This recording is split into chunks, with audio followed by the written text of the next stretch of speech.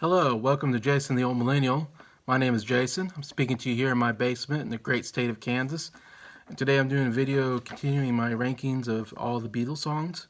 In this video I'm doing 166 to 162, covering 5 Beatles songs. This is in my category of okay Beatles songs. Not songs I listen to a whole lot, but if they come on, I'll listen to it. So 166, I got She's a Woman, written by Paul McCartney. It was a B-side to the I Feel Fine single, which was a #1 single. And in this time period, this is early Beatles. Of course, they were writing songs. They're more thinking as a live band, of live performances, of going to different concerts. So they're writing songs that would be very fun and upbeat and lively for a crowd. And one of their favorite performers was Little Richard. And Little Richard wrote these very, of course, piano, upbeat, bluesy type songs. He had a very good, loud rock and roll voice. And it was just fun songs to dance to. And so they were always looking for songs like that, or writing songs in that style for the live performances. And so this is an example of that, where Paul was writing She's a Woman is this bluesy number, and he uses what he calls the Little Richard voice.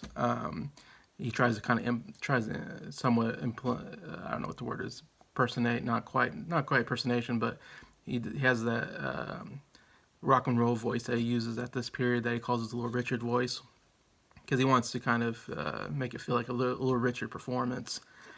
Anyway, so that's kind of the way the song came about. It's a song that I don't know a lot. It's not a song I listen to. Like I said, it's not any album. It just came as a B-side to a single. Usually B-sides to singles I just don't listen to a whole lot. Anyway, so it's not one I've just ever really, been real familiar with. I guess that's why I have it down here at 166. 165, I have What Goes On. Comes on the Rubber Soul album, sung by Ringo. It was written by John, though. Earlier, it was written back in '63. After their hit song "Please Please Me," and they wrote a couple other songs to try to be the next single. "Please Please Me," of course, was a huge #1 hit in the UK, and so "What Goes On" was one of the songs that they were kind of thinking about as being like their next big single, I think. Sounds like, but it wasn't quite good enough to do that. Of course, they went with "For Me to You," and which was another #1 single. And then, of course, they came out with "She Loves You" and "I Want to Hold Your Hand," some of the biggest songs of their career. And so this song eventually came on Rubber Soul a couple years later, and then they gave it to Ringo to sing. It has more of a country feel, country style to it, country music style to it. Like I said, lots of Ringo stuff sounds very country. I think what his original song I covered in a recent video, the one that he wrote, has a bit of a country feel to it, and even Octopus Garden has a little bit of country guitar in it.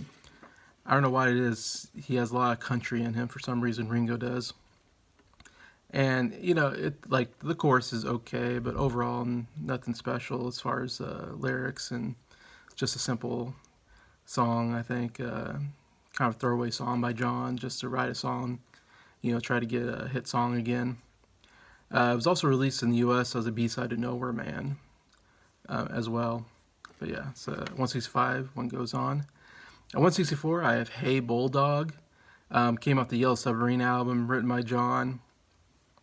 From what I researched, this was a song that John was writing, and they were in the studio doing making a promotional film for Lady Madonna, which I covered in the last video I did about of my Beatles rankings. Of course, it became a #1 hit for them. It was the next big single for them. And I guess they were around the studio waiting, and it was like, well, if we're going to wait, why don't we, put out something, let's do something in the studio. And John came out with, well, I have this song I'm working on called "Hey Bulldog," or he didn't have a name for it yet, but he said, I had this song, and so they worked on the song while they were waiting to make this promotional film, it sounds like. Anyway, so they came out with this the song. They didn't have a name for it yet, but while they were performing it, or they were working on it in the studio, and you can hear it in the song, Paul McCartney does these howling voices like a dog, and so because of that, they decided, hey, let's call it Hey Bulldog. They could have said Hey Bullfrog was like could have been a name for it, because they have a couple names like that in the song. But it's a song that I've heard a lot of people I think like better than I do. Like it's considered one of their better rock songs. It has a nice little riff to it. You know, I don't know. Again, it's a Yellow Submarine song, and I'm not really big on the Yellow Submarine songs just because it's my least favorite album. It's not an album I ever really listen to when I'm listening to Beatles albums. So the songs that come off the Yellow Submarine are usually songs I just don't care for. They're just not as big in my, listening growing up and even now. So I guess that's why I have it kind of low. It's, it's kind of, I don't know if it's a silly song, but it's just never a song that I ever took really that serious. But I know other people like that song quite a lot. So I might be in the minority on that one. So at 164 is Hey Bulldog. 163, I have I'm Down, written by Paul. It was a B-side to Help on the U.S. single, which I believe went number one. Again, this was written in the style of Little Richard. Like I said about She's a Woman, this was another example from what I researched that Paul was trying to come up with this bluesy, upbeat number. And he's really kind of trying to come up with a number to close out the concerts. They were closing it out with Long Tall Sally, which was a Little Richard song. Long Tall Sally was usually their closer because it was such a really popular upbeat rock and roll song. So he's trying to come up with another really upbeat rock and roll song, and he came in with I'm Down. So they kind of replaced Long Tall Sally with I'm Down to be the closer. And Paul's definitely got a good rock voice in the song, and definitely it's not one, again, it's not a song, it's a B-side to a single. It's not a song that I really ever listen to all that often. My biggest memory is watching the Beatles anthology series, and they played the song at Shea Stadium, and they talk about, it was kind of a fun number. John was, I don't know, kind of out of it or something. He kind of went a little crazy, and he was like having a hard time singing the words, and he was playing like an organ or something, and he was using his elbow to go across the keys, and he was kind of a little goofy, and it made the other Beatles laugh. And so it's a fun performance to watch because they're all kind of having a hard time getting through the song because of what John's doing. So that's my biggest memory of the song, I'm Down. Besides that, like I said, I'm not really into the big bluesy rock and roll numbers that they do, so it's never been a big one for me. And the last song on this video is at number 162 is I Want You, She's So Heavy, in parentheses. Another song that I've heard other people just absolutely love this song. It's one of their favorite songs. So I'm a little different in that way. It's never been one of my favorites. Comes off the Abbey Road album. It's written by John. It's one of their longest songs, 7 minutes and 47 seconds.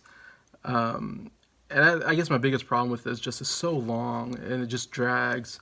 Like, obviously the guitar and the drums and everything, very well done. It's a very bluesy song, and there's only like 6 lyrics in the whole song, so there's really nothing to the lyrics. It's kind of a jam. It's just a song that's like they're just jamming for a long period of time. I mean, I like the, she's so heavy, like that part I like a lot. But then there's just so much just instrumental parts that, I don't know, to me drags the song down. I mean, very excellent musicianship for sure. I mean, John Lennon's gone a long ways as far as a guitar player, and he shows it in this song. But he wrote it for Yoko Ono. I Want You, She's So Heavy. It's always weird when you see She's So Heavy. You never usually want to call your girlfriend, wife heavy. That's usually not a positive term. But in this song, it's considered a good term. Like, she's so heavy she's great. Another way of saying she's so great, she's so heavy. I don't know why that term worked in that sense, but I always thought it was kind of a weird title.